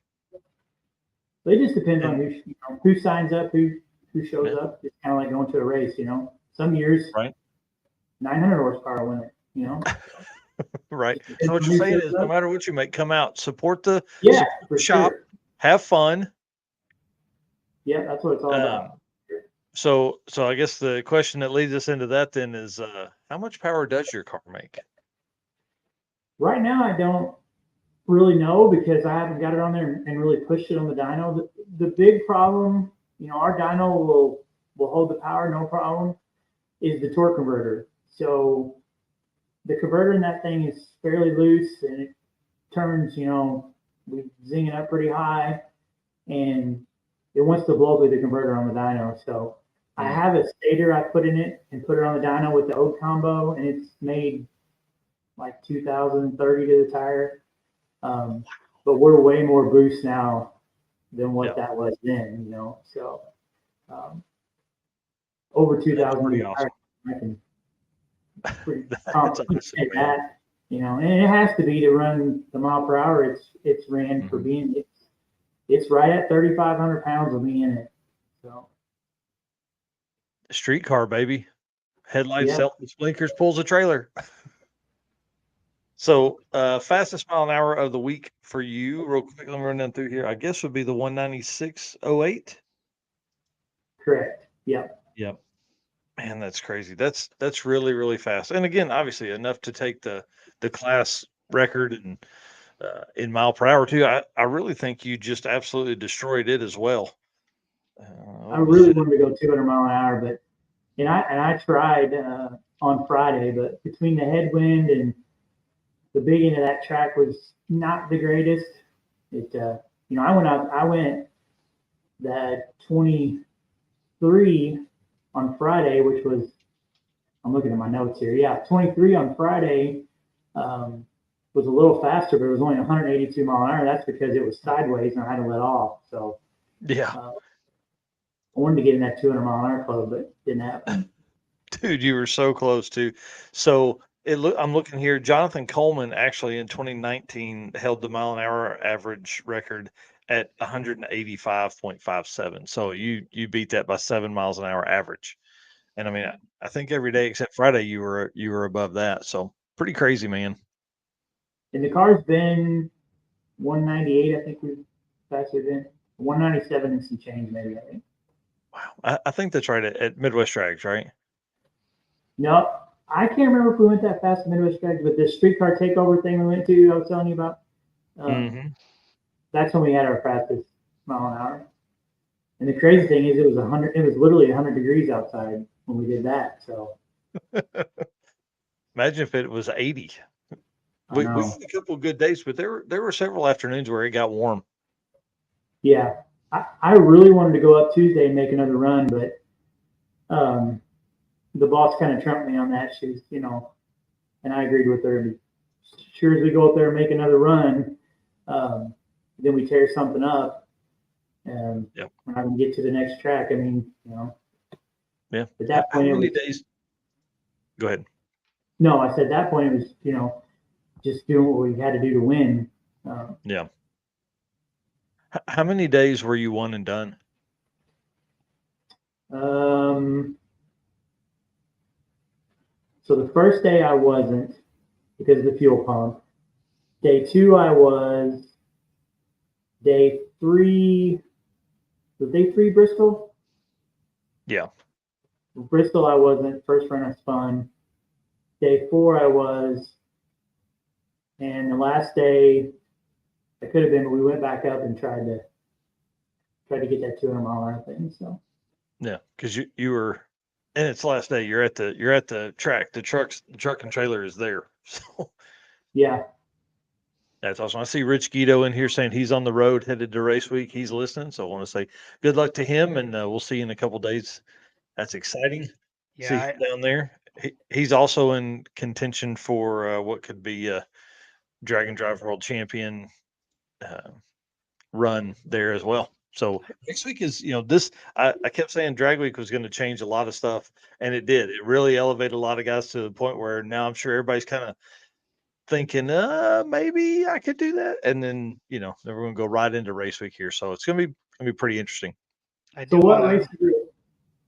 Sorry. Just real quick, I want to fix this. I did have the wrong car pulled up earlier for Dean Anderson, so I do want to just correct that here. I got a picture of the car here. I'm going to share if I can. I just wanted to pull that up so that I could get that corrected. So this was the car for Dean Anderson. So awesome. Thanks, Jennifer, for mentioning that. I did have the wrong car in there. I originally had the other G body in there. So. I mean, he's in the background. I just meant the other lane. so this one was Dean Anderson, and she did say that they won a pair of Mickey Thompson tires. So that's awesome. So thanks for catching Mickey that. Thompson's my apologies for having the wrong car there. Yeah, Mickey Thompson's a big supporter of the Drag and Drive community. That's awesome. So how many races are left that will apply to the points? So race week, the drag challenge, but you're not going to send it to the Australia, and then Southeast Street and Yeet and Death Week. So we still have 3 in the States. Death Week, I think, would be very difficult because you've got to, obviously we'll have ET based points. So for folks that have like an 8-second average ET, they'll still get those ET points. But we'll since they don't have classes, we'll only be awarding to the top 3, as like the first place gets 7, second place gets 5, and third place gets 3 points. But like Southeast Street, and they have a lot of classes, a lot of open stuff there, and then race week next week. So, and I would think, I'm not saying this for any event, but I would think that any event at this point is going to take anyone that shows up. They're not going to turn anyone away because they want to see as much racing as we want, as everybody out here wants to see racing too. Yeah. Yeah, I'm really excited about race week to get into the mountains. I'm ready to experience that side of stuff. We've done a lot of Midwest stuff, and now Southeast with Sick Week and things like that, but never really been in the mountains. So it's gonna be cool. That'd be cool. It's just so hard to get away, Yeah. for that time. Well, I think, and especially for you guys, I mean, you just did 2 back to back. Yeah. I think Brian said he would pilot it for you, right? I'm surprised he hasn't made that comment in here yet. Me too. He's been wearing me out.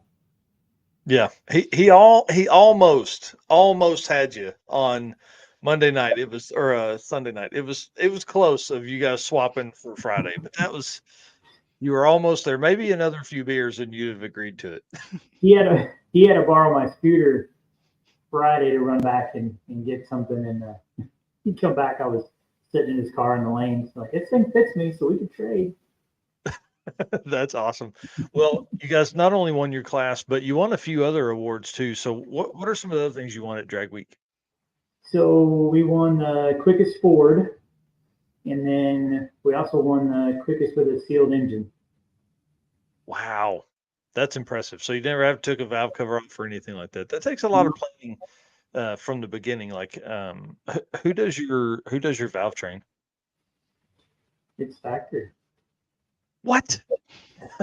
No way. Yes. Like factory cams and stuff. I mean, obviously you got to have No. valves in there, but It has a set of comp cams in it. They're just nothing special. The heads are stock. Boss Ford factory CNC heads that has, set of springs and set of valves in it. The funny thing is, I was joking with Jay and Brian. So I just finally changed my valve springs since like 2017. Jeez, dude, Wow. what the heck, man? Now there's twice as many, but it's the valve train's so small that stuff just it lasts. Yeah. The followers are all factory Ford stuff. Wow. And I was gonna say, like, you're literally putting that load over 4 as compared to 2 valves, in like a push rod setup.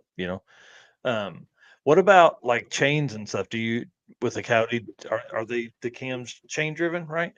Yeah, they're chain driven. So interesting story about that. So I tried a different brand chain. I'm not going to say what brand it was. At Midwest Drags, and I luckily was changing the oil after we went to the streetcar takeover. I was telling you about it. I found a piece of the chain on the oil drain. Yeah. Luckily, it fell down there. You know what I mean? That would have been catastrophic. Yeah. So I went back to the tried and true, just the genuine Ford, factory Ford chains. So the secondary chains are upgraded. They look like that's right, more chains and brains. They look like a big black Chevy timing chain almost on the secondaries. They're aftermarket. But the primaries are just factory Ford, and they're not that expensive. So just change them off. And, I think how to end up with that other brand on there is one of those deals where you couldn't get the factory Ford ones fast enough. And I tried this other brand, so I won't do that again. That was scary. Well, let's talk about kind of people that helped build the car. I think you had 10 Soldiers race cars do some of the chassis work, right? And then are you're solid axle out back. So who put all that together and what's your setup? So 10 Soldier, they originally did the cage that's in there, the 25-3 cage. We've done a bunch of updates to it since then, but they originally did the cage. The rear suspensions, it's all stock location stuff. Racecraft control arms. It's a strange, just a bolted-in 9-inch for that car. That's nothing crazy special. Still has factory Panhard bar on it. That's really Special guest. Yeah, that's so really about it on the just back. popped in Nothing here. special. He's grabbing some stuff from the shop. Ready to go. Hopefully, get all the rest of my stuff done today, tonight, tomorrow, whatever. Yeah, he leaves Friday morning for race week, so I had to Cool. take a bunch of stuff out to his house and forgot a bunch of clothes that I meant to put in my backpack. Dude, I moved that trailer today. It's pretty heavy. Yeah, so he's got scooters and tents and all that kind of stuff in it. The shocks on the back they're still in the factory location too. They're AFCO double Nice. adjustable. So That's cool. Well, I'm telling you, that car is one of my favorites. I mean, I don't think I've said that this episode yet. And Yeah, you you guys did. do. I mean, y'all are a lot of fun to hang out with, and really anytime, I think it's probably widely known, but anytime you see Ryan and Tammy, they're usually having fun if they're on a drag and drive event. We got to hang out. I feel like more this time than we really ever have in the past. Usually I'm sliding in on the morning of to go, but I think everybody showed up early. We were all there kind of Sunday, I think, is when the PDRA race was, or maybe Saturday. I don't know. I don't remember. Saturday, right? Yep. And then we just had a good time, and we all kind of camped out in the same area and running around and talking to a bunch of the same folks. So it was a good time to hang out with you guys, and I want to say I appreciate the hospitality. So same here. Yep. We enjoy hanging out with you guys too, for sure. yeah. Well, I want to say good luck, and I wish I could make it up for the open house. And again, we'll share that across the page because I know there's a lot of folks that live in your area. You guys are in a very good spot for drag racing and car building and things like that. And if you guys don't already follow Harget Automotive and Performance, you need to. Ryan does a great job at least kind of keeping us regularly updated on stuff that's in the shop. A lot of cool builds that go through there in those videos, so that's kind of neat. Thank you. Yep. Well, cool. Well, we're going to kick you off. We're going to bring on Carl, and then we're working to try and end this thing at 10 o'clock Eastern because I'm trying to get in and see my kids before they go to bed, and I have to leave here at 5 a.m. So I need to go to bed early tonight too. So. Oh wow. Thanks for having me, guys. Thank you. All right. Yep. Thanks so much, and congratulations again, Ryan. We'll see you soon. Thanks. Bye. Yep. See you, Ryan. Dude, I like that guy.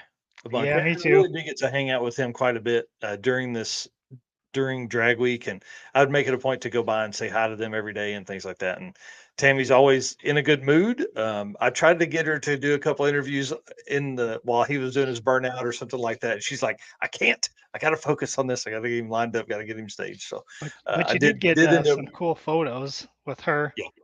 On the starting line. So I really liked those when I was editing those. The black and white one turned out perfect. Oh yeah, it's kind of the shot of her standing with the door open, him in the car. Really a cool shot and a good moment there, with them. I mean, she really is. She's not just his wife. She's his co-pilot. She does a lot of the work and keeps that car running and going of what it should do during the event. So, well, let's bring on Carl because he is hosting the first year of the Great Lakes Drop the Hammer Drag and Drive event. Now, if you guys don't know, and a lot of you folks don't, I actually owned a square body S10 Blazer, and he has one as well. And we're going to talk about a little bit of that. We're going to talk about this event that he's got coming up and some of his history in the Drag and Drive community because he's done several of these as well. Good evening, sir. How are you? Good. How are you guys doing? Good. Oh man, we're doing great. Glad that you're on here now. This is going to be a lot of fun. I'm excited about your event coming up, but I want to start back a little bit because I want to kind of, who you are, where you live, and then we got to talk about this Blazer. You got to give me the rundown. I've seen it at a bunch of different events, and actually, when I was going through my 2014 Drag Week pics, it was one of the pictures that I took while I was over there, I think. So pretty neat. I think you've probably had that a little bit. So let's run into it. So who you are, where you're from, and then about the Blazer. Yeah, my name's Carl Stancell. I live in Wyoming, Michigan, kind of Grand Rapids area. Been in drag racing since, that Blazer is my first hot rod. I got that in 93. Bought it from my dad and just has progressed over Nice. the years. We did our first drag and drive in was Hot Rod Drag Week 2014. Wow. Was because the way the truck's built, it was we ran unlimited class because it's round tube from the firewall back. It's mild Oh, CL cool. chassis. It was just a LS at twin turbo with a turbo 400.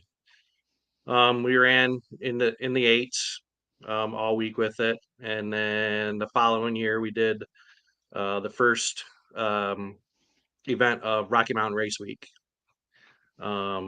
Ran in the radial class against Eric Yost and coming second to him with it then running in the eights as well. That's awesome. Then we took a hiatus a little bit, did a little bit of a small little local drag and drive 3-day deal thing here for a few years in 16 and 17, I think it was. And then we haven't done much with it, little local stuff. And then 2021, we did drag week with it. Hit a deer, mucked up the front end a little bit. Completed that. Then we did sick week, the first year of sick week, 21, and we crashed. We put it in the wall on day 3 at Gainesville, and that put the end to that trip. And then this year we went down to sick week again and blew the motor up on Monday. Actually cracked the block, found another block locally, and put all the internals in it and got the truck back together. Made it through the week. We beat Gainesville. We were in fastest pass in Gainesville. So that's where I lost Yes. it in 22 and 21, 22. So I was pretty pumped about that we had achieved that, and we finished the week out. Yeah. And we haven't done much with the truck this year, with some other things going on. Daughter getting married, and then putting on Drop the Hammer takes a lot of work. So I haven't done much with it yet, but we're keep prepping it to go back to sick week again in 24. So Nice. That's awesome. Well, that is always a fun event. It's always a cool rig to see. I don't have any pictures pulled up here. I should have it, but it's a flat black square body. What's it like 80, 87, 88, something like that? 84. 84. An 84. That's awesome. Yep. Yeah. I had an 89 in high school that was 2-door, 2-wheel drive, like that was red with a V8 in it. And that was my first hot rod. The old truck that I have now was, it wasn't the hot rod that Blazer was. Thanks. So it's a lot of fun. They transfer weight well, and I can imagine y'all's is much more built than my factory setup was. I think I still had the 7.5-inch rear axle and all that kind of stuff in that one. Yeah, the guys are trying to talk me into doing some no prep stuff with it because it hooks pretty good. Nice. I rarely have an issue with it hooking even on the radials. So yeah. Well, I think one of the cool things about your event is obviously the folks that are involved. Jay Blanchard is a good friend of mine, and we got to talk a little bit about the event while we were down at Drag Week. So why don't you run us through like the tracks you're running at and kind of your format? yeah, so we're gonna be at US 131 Motorsports Park on the 13th. And then on the 14th we're gonna be at Onondaga Dragway. It's gonna be a 125-mile trip. Nice.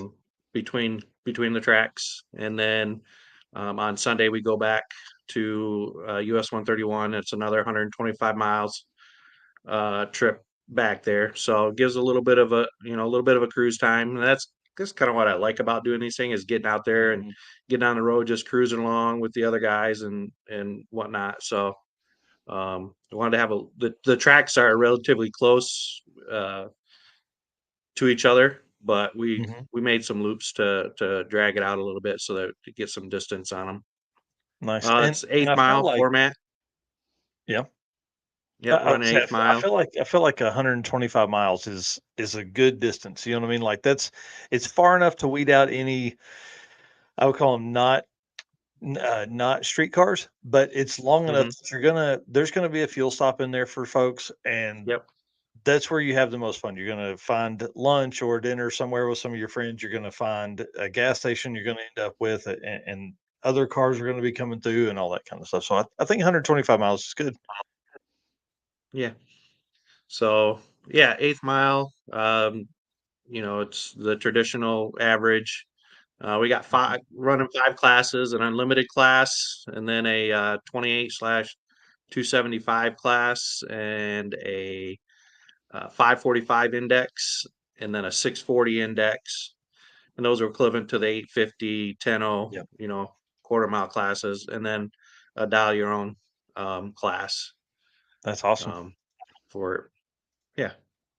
Yeah, well, you should have plenty of folks across all those. That's a fun grouping of runs. I'm interested to see the eighth mile index stuff. I think that'll be as we move forward with drag and drive, and as things become larger and we end up with more, I'm going to say regional events, weekender type stuff, and eighth mile stuff. I think we're going to really, it takes a lot to get to be very, very consistent in an eighth mile because you have to Mhm. have everything right. Everything has to do what it's supposed to.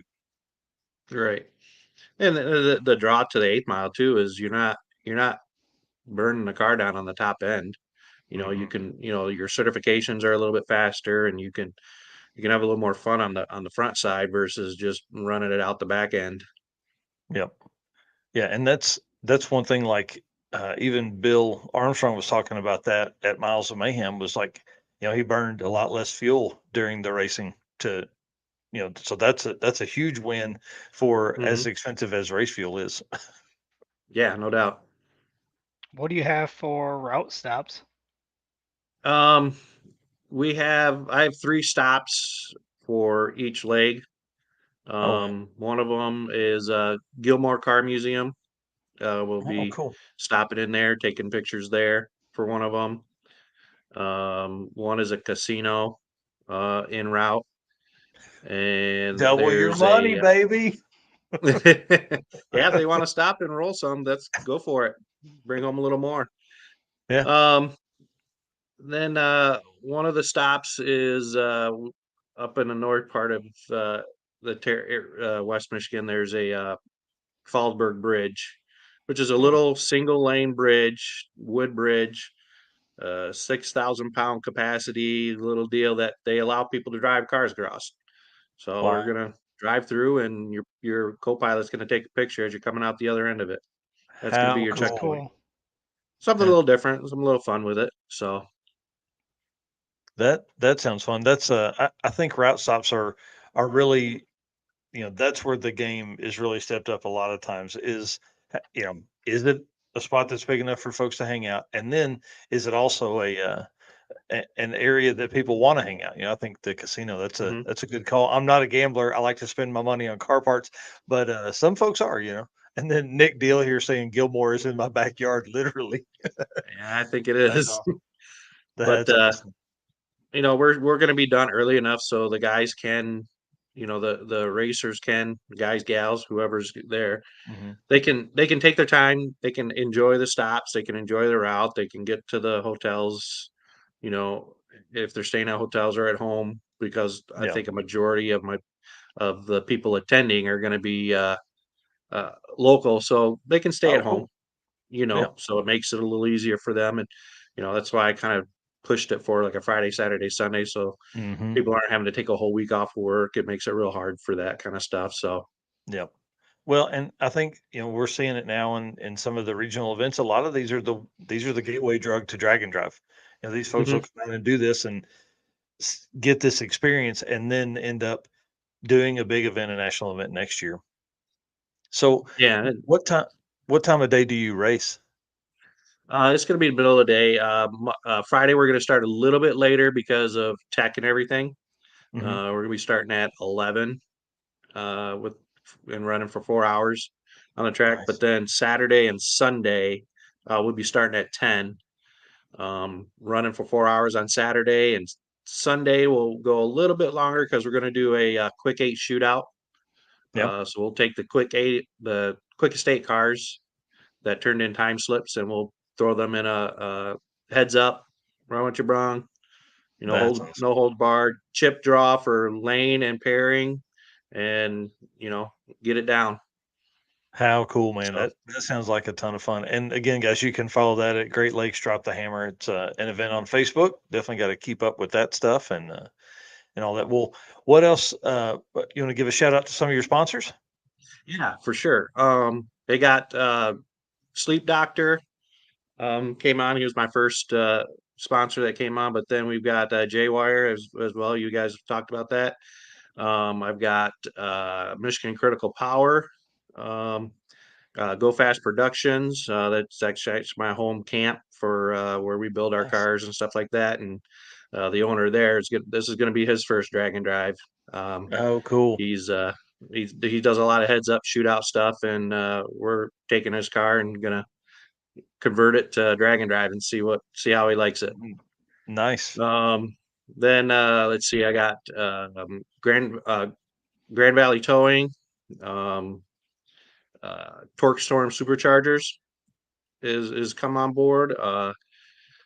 Let's see who else. Pro Finish, powder coating, and then we just Contreras Graphics just came on today. That's great. So we're adding them today. So That's cool. Well, what's the Go Fast Productions guy? What's he gonna race? he's got a 66 GTO tube chassis car. He's done Roadkill Nights. He's actually been the reigning champion for the last 4 or 5 years, other than the year that Joe Barry won it when he wasn't there. So he's gonna see how he likes the drag and drive stuff. He's gonna tow my little trailer that I normally tow. So That's cool.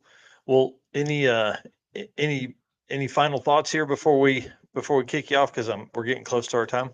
yeah, just we're trying to get more people out there. The drag and drive, it's awesome, group and community, and more people are trying to get into it and doing it, and it's a fun deal. You get to race, you get to cruise, just hit us up. Hit any of And you can see all the your drag race and car drives friends. around your area. Yeah. Yep. I think it's pretty cool. Like you guys, there's several events that have been in the Michigan area this year, and so that's going to be really. I mean, you guys are going to see an explosion. I think once all of the publicity of all those events begins to really play out. So it's going to be kind of neat. Mm-hmm. Yeah, I'm looking Well, forward to it.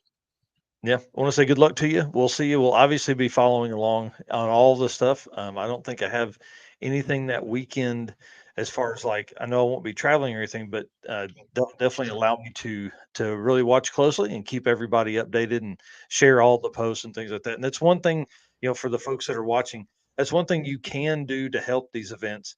If you can't attend, you can at least share posts. You can at least talk about it. You can at least let other people know about it. So jump on Facebook, Great Lakes Drop the Hammer, and make sure you're friends with Carl and keep up with all the things that are happening on that event. Thanks, guys. Yeah, right, thank Carl, you. thanks so much, bud. We'll see you soon. See ya.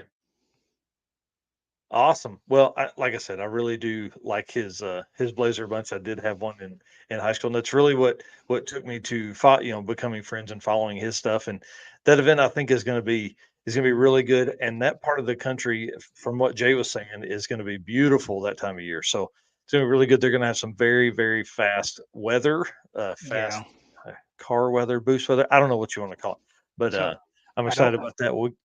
I don't want to commit to anything, but my mother-in-law does live real close to that area, so I have brought it up to the wife that, maybe that's a good weekend to go visit the mother-in-law, and maybe I can slide over one day, and we'll see.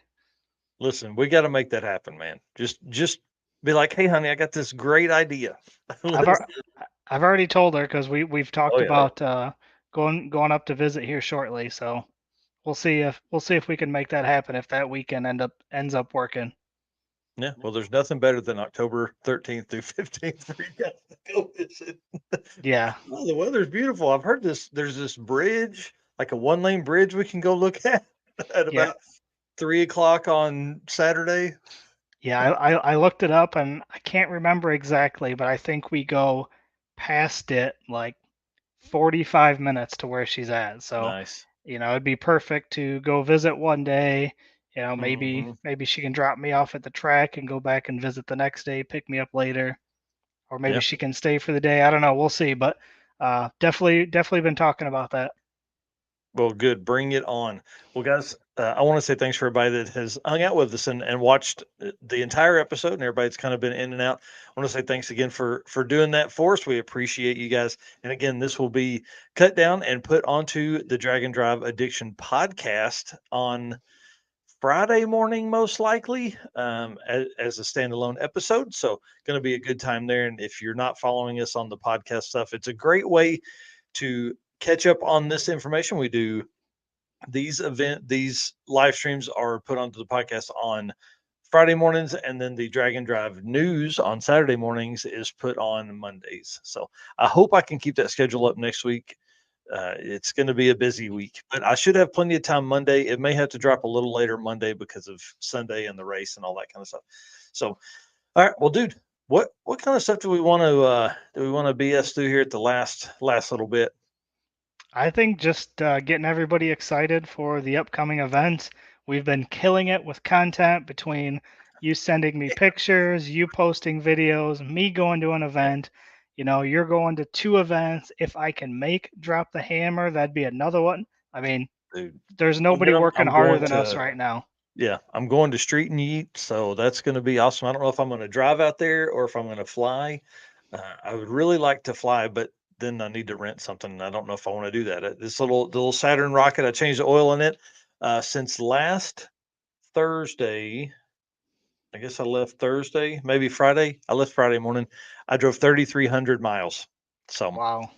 yeah, it was enough to change the oil again this morning. So that little car just does great, man. 80 something miles an hour and 30 miles a gallon. So I think it'd be interesting at the end of the year to see how many of the events we have attended for oh us. yeah. I think it's going to be a And pretty good number. oh yeah, this year, well, I mean, we could run through it real quick if we wanted to, but we may put that together for next week's show or the week after I get back from race week because I will be on site doing that one then. And yeah, plug for Back to the Streets. You bet. I'm headed out in the morning, 5:30 a.m. I will be arriving at the airport to fly to Detroit to meet up with all my race car friends. Matt Lang is the promoter of that event. If you do not follow him, you need to. And guys, Back to the Streets is an event on Facebook. Again, no prep, heads up, elimination, drag and drive. This is going to be nuts. Friday is front of the track, no prep at Milan. Saturday is front of the track, no prep at Lapeer. And then Sunday we come back for not only back of the track, no prep, drag and drive, but also a shootout that I think has 30 something cars signed up for a back half drag race. So it's going to be pretty crazy. And then Nick Deal here says, when I was talking about flying in for Southeast Street, and Devin Vanderhoof probably has 10 extra cars that I could drive. I don't know about that. There's only one I want to, and it's that white one. So 32. yeah, 32 cars. Yeah. So yeah, me too at 5:30. Matt Walters headed that way. I'm excited to see those guys again. Got to meet them and all of his group. Walter Racecraft last year. I think they brought 5 third gens, with 3 of them being white, to Midwest Drags last year. So that's what I got to. He said 46 cars was the last number he heard about a week ago for the shootout. So that should be pretty crazy to watch. And that's going to be on Sunday at Milan. So and then Taylor Hedrick in here saying, see you at Street and Eat. What does back of the track involved is Rodney's Rides is asking. So essentially what they do is where the normal shutdown area is for the quarter-mile drag strip, they actually, I guess I'm going to say, spray paint a starting line and Chuck B. Humble will be out there flagging. I don't know what his normal flagging process is. If it's a flashlight, if it's an arm drop, if it's flag. It's a flashlight. Oh, flashlight. And so he'll be out there, flashlight starting, cars side by side, heads up, racing that way. And it'll be on a normal ladder style, winner moves on. I don't know. They'll probably do chip draw and all that kind of cool stuff. And I'm sure there'll be some betting that goes on around there as well. So, it's going to be a crazy weekend. And then obviously I fly right from that right into race week and meet everybody at Bandimere for Bandimere on Tuesday, a drive day on Wednesday, and Bandimere on Thursday. Hint, hint, Eric. I don't know how cheap flights are from Chicago to Bandimere or to Denver, but let's look into that. I think we were teasing you a little bit last Wednesday on you maybe doing that. That'd be kind of cool. Yeah. So, but if you're going to go to Drop the Hammer, it's kind of like the travel, the back to back travel there. Yeah. One of us has a full-time job here. Yeah. Well, I can appreciate that for now for you. That's the way it works, man. Got a lot of comments here popping up in the chat. So I want to say thanks everybody that's made comments all night. This has been pretty fun. And dude, I'll be live on Saturday. I guess we could do the news from wherever I am that morning. I'll be Eastern time, so we could do 10 o'clock. I think that's when racing starts. So maybe I can do it from the track. We'll do like we did last time, where kind of you run the show and have notes, and I'll do it from that side. Yeah, I think we could make that happen again. All right, do that, and then the next Wednesday I'll obviously be on site. I'll be on race week, but if it's a drive day, I don't know if we'll be back at Bandimere. So I don't know the service for me. So we may have a short show or something like that for next week, because we'll obviously have the Redwood Rally stuff to update. Yeah, or we could slide it one day forward or backwards if we need to make sure you're at a spot that we can get some service.